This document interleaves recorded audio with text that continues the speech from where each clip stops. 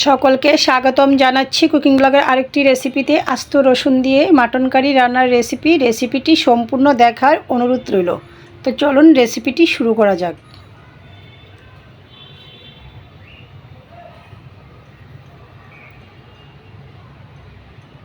প্রথমেই চুলাটা অন করে একটি পাত্র বসিয়ে দিয়েছি সরিষা তেল, কুচি করে রাখা পেঁয়াজ, তেজপাতা।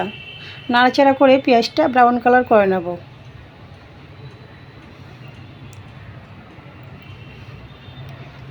পেঁয়াজটা ব্রাউন কালার হয়ে এসেছে। এই পর্যায়ে আমি দিয়ে দেব পরিমাণ মতো আদা রসুন পেঁয়াজ বাটা।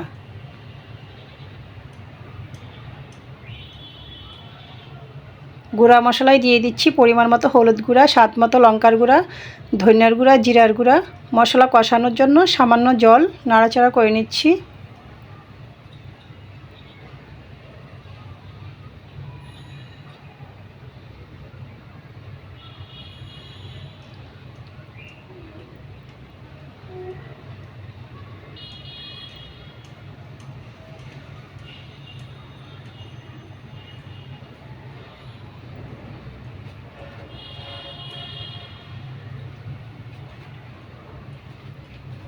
এই পর্যায়ে দিয়ে দিয়েছি জয়ত্রী, শাহি জিরে, জায়ফল গুঁড়া অল্প পরিমাণে। নাড়াচাড়া করে নিয়েছি। স্বাদ মতো লবণ দিয়েছি।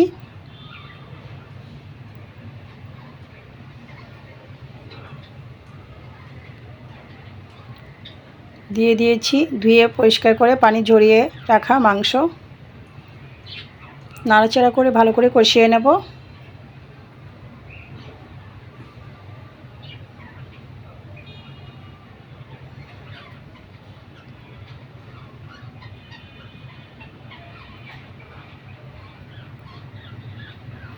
ঢাকনা দিয়ে দিয়েছি। ফিরে আসছি খানিকক্ষণ পর। এর মাঝখানে আমি ঢাকনা নামিয়ে নাড়াচাড়া করে নিয়েছি। তো এ পর্যায়ে আমি দিয়ে দিয়েছি আস্ত রসুন ক্লিন করে, স্বাদ মতো কাঁচা লঙ্কা। আবারও নাড়াচাড়া করে নিয়েছি। ঢাকনা দিয়ে দিয়েছি। ফিরে আসছি খানিকক্ষণ পর। মাংসটা যখন ভালো করে কষানো হয়ে গিয়েছে এই পর্যায়ে আমি দিয়ে দিয়েছি বয়েল করে রাখা জল। নাড়াচাড়া করে ঢাকনা দিয়ে দেব।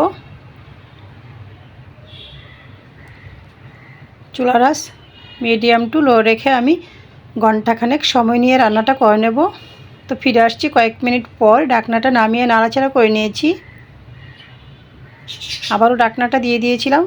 ফিরে আসছি খানিকক্ষণ পর। ঢাকনাটা নামিয়ে নিয়েছি। দিয়ে দিচ্ছি উপর থেকে গরম মশলা পাউডার।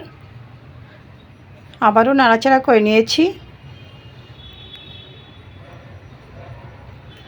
ঢাকনা দিয়ে মিনিট খানেক রান্না করে নিয়েছি। তো রেডি হয়ে গিয়েছে আমার আস্ত রসুন দিয়ে মাটন কারি রান্নার রেসিপিটি ভালো লাগলে আমার ফেসবুক পেজটা ফলো, ইউটিউব চ্যানেলটা সাবস্ক্রাইব করবেন, সাথেই থাকবেন। সকলকে ধন্যবাদ।